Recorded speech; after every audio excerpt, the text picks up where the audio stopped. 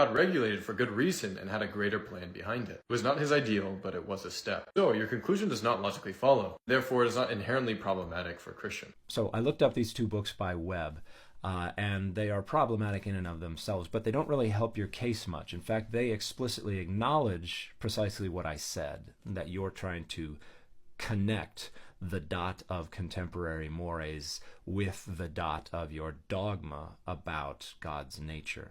And that's explicit. Here is page 358 from this brutal, bloody, and barbaric book. Nevertheless, an ethical gap remains between, one, the better answers we have discovered and discussed in this book, and those better answers are more honest readings of the problematic passages in the Bible, and two, our belief in a God who is pristine in his justice and ethics in a fully, not just partially, realized and enacted sense. And how do we connect those dots according to Webb? By this notion of this incremental redemptive movement, that there's a linear progression from worse to better throughout the Bible, a linear progression that is false.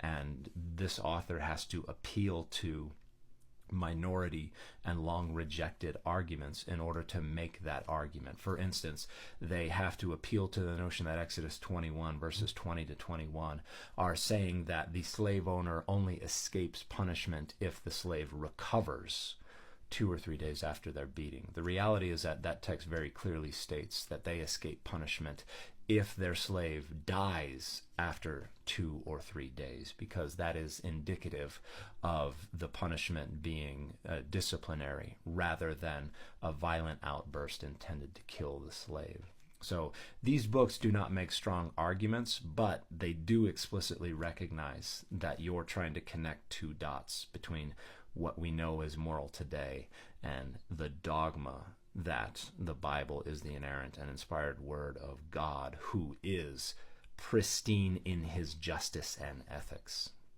God would endorse such heinous fundamental violations of principles of human dignity and autonomy. As I've shown, you are assuming that God endorses it. He regulates. No, what you have shown is that for folks who want to connect those two dots, there are dogmas and presuppositions about God and the Bible that you can impose upon the Bible to overrule the Bible's unilateral endorsement of slavery. And God, being omniscient, would know the best course of action to rehabilitate the condition of his people. Odd that the best course of action on which God settled was to introduce Enlightenment rationality thousands of years down the road. More, you say it violates principles of human dignity. Without God, we would just be stardust. How would we have any more inherent dignity than a rock? It would have evolved from a blind, careless process. It seems under atheism, you cannot justify the value of human being. So I would argue that it is profoundly naive and ironic to appeal to that tired old canard about there being no objective basis for morality outside of God at the end of a video where you argued for an accommodationist morality, where you argued that the morality relative to slavery presented throughout the Bible was not God's morality, but was the social morality that God just endorsed because the people weren't ready for God's actual morality yet. And how do we know what God's actual morality is?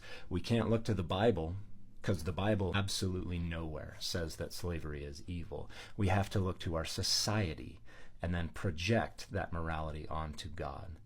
And how do we know that a bunch of the ethical frameworks that we endorse today are not in conflict with God's actual morality? What things is God slowly bringing us around on today that we don't know about because God isn't telling us, like God didn't tell anybody in the Bible about slavery? The reality is divine command ethics is entirely socially contingent and negotiable, and you just made an entire video arguing for that.